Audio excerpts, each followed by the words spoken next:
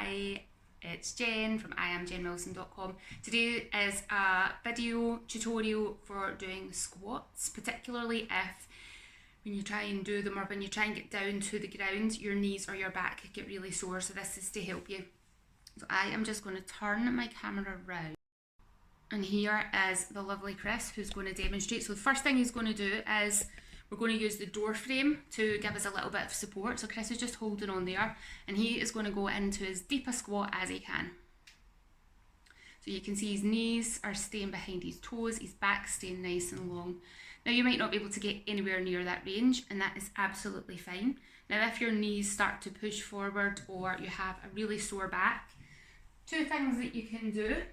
You can use your shoes and underneath your heels to give you a little bit of height, so they don't need to go far under, just to take the heels slightly off the floor. And Chris, if you just do another wee squat there, it makes it feel a little bit easier. Okay, so if you don't have shoes handy, another thing that you can use is a yoga mat rolled up.